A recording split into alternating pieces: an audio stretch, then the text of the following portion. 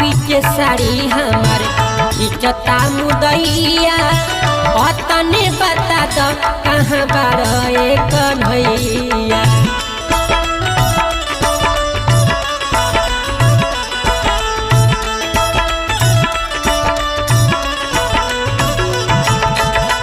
सभा बीच साड़ी हमार खिंचता मुदैया तने बता दो कहाँ बारे कन्हैया।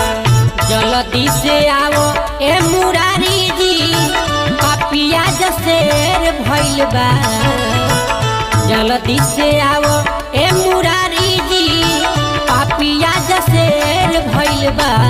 लेके चक्र सुदर्शन भाव